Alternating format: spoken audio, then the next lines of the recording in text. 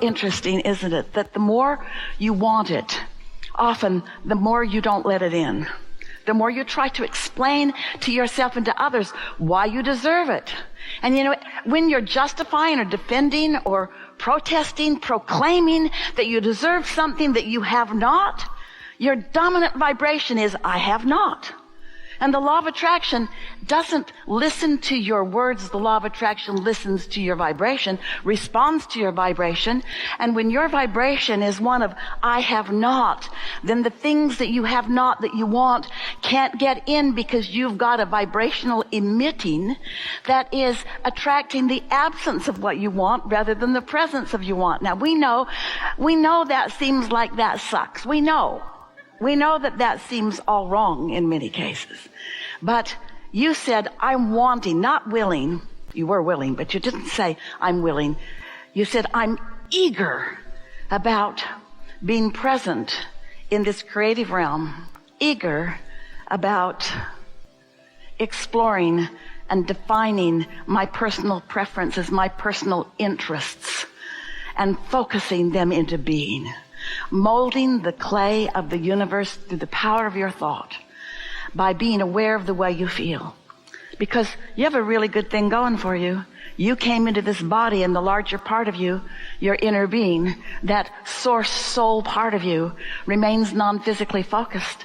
And you know, when you proclaim a preference to something, when you ask for it, you emanate a rocket of desire that your inner being focuses then upon with no resistance. And all of the cooperative components are gathered in what we are calling a vortex. It's this swirling mass of attraction, this vibrational reality that precedes the manifestation, which you are going to have the fun of getting to allow. You're going to get to watch it evolve. You're going to get to feel it into being. Oh, you got a flash of it. That thing that you didn't want that made you ask for it in a strong way, you got a flash of it, but you're not steady on that flash. You're tentative on it. You want it because you don't have it in so many cases. And when you want it because you don't have it, you can't get it. So, take it easy. Have fun with it. It's good. There's nothing serious going on here. Take it easy. All is good. You can't get it wrong. That's how blessed you are. You came, you saw, you asked, it's done. So you made it happen. You are in on that too. You already made it happen when life caused you to have a asking moment. That's really what made it happen. But now, in order for you to experience the deliciousness of the unfolding of it as the vibrations turn to thoughts and the thoughts turn to things, then that's when you let it happen through a continuing calibration process.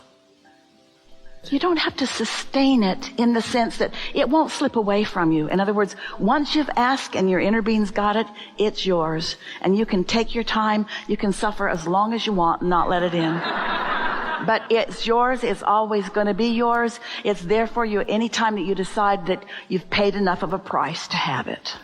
We're just trying to talk you into not feeling like there's a price to be paid. There's just some calibration to do. That's all. That when that asking comes, everything that is follows that request. To support it, to perpetuate it, to help it in the becoming. So you knew that. You said, I want to be in a body and I want to be there. Because I know that the variety is such that I will be inspired to continual new asking. And I know, you said this, I know that when the asking happens within me, that everything in the universe will support my asking.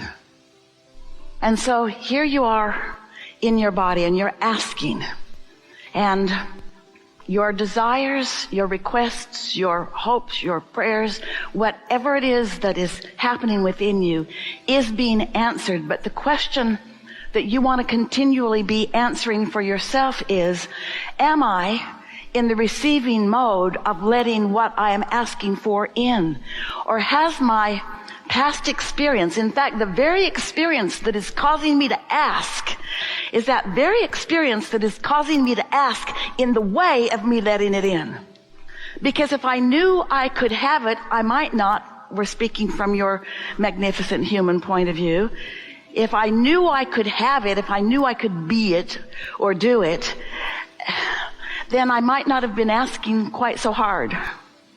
I might not have been pleading or yearning or even hoping so much. I might have just been pointing and saying yes to that and yes to that and yes to that, like at the buffet where you're never denied, where nothing is ever slammed onto your plate and forced down your throat now that you've grown up and left your mother.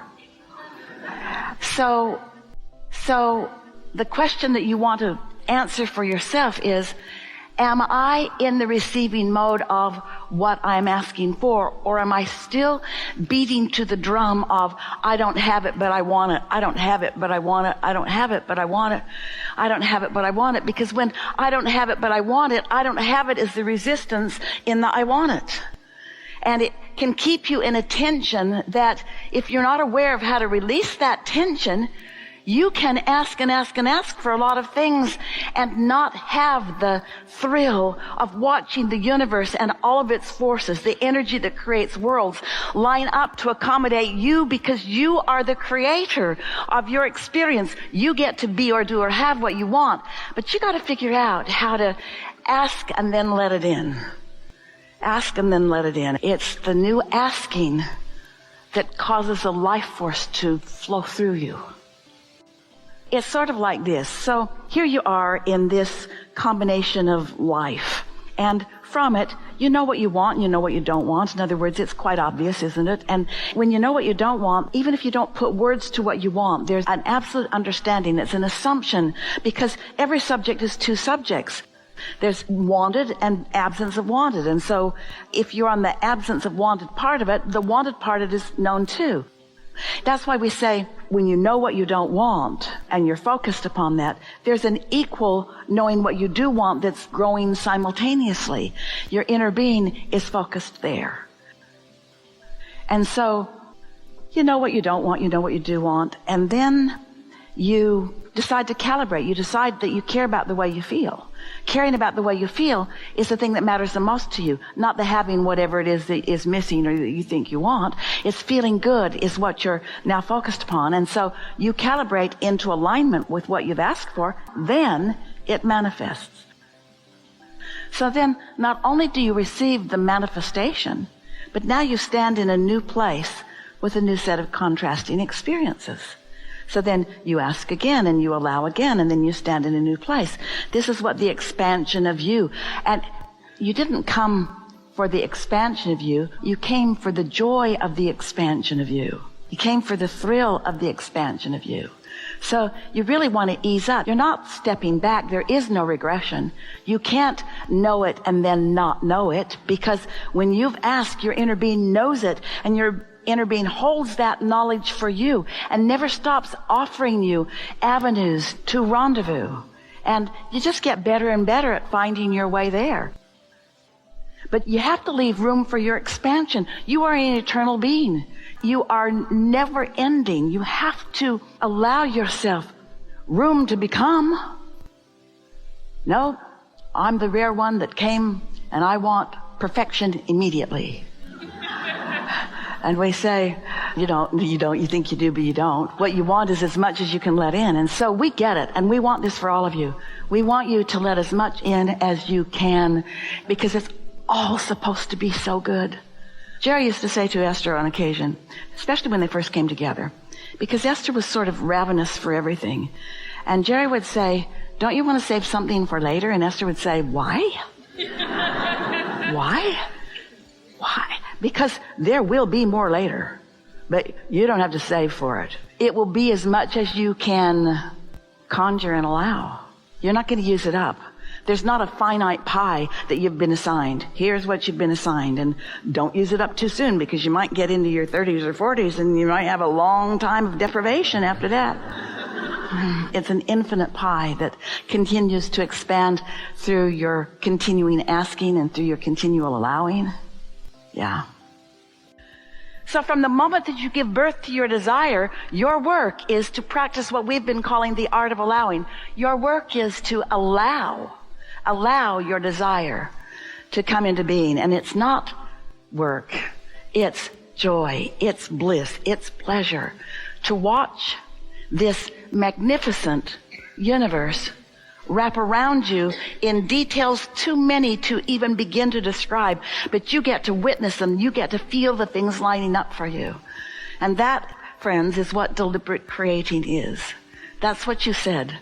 I'm going to go forth. I'm going to live on that planet, and I'm going to come to my own conclusions about what I want. And I'm going to ask for them, and then I'm going to calibrate precisely. I'm going to calibrate to the vibrational frequency of my desire, not to the absence of it that actually was the genesis of it, the giving birth of it. I'm going to calibrate to the desire. And oh, that's going to feel good. It's going to feel like relief the moment I start it. And then I'm going to do the natural thing that I can't help but do. I'm going to live in a world where the law of attraction gathers the cooperative components, and I'm just going to make sure I'm one of them. I'm just going to be that cooperative component. And I'm going to have the thrill of watching things take shape and form right before my eyes. I'm not just going to ask for it and bam, there it is.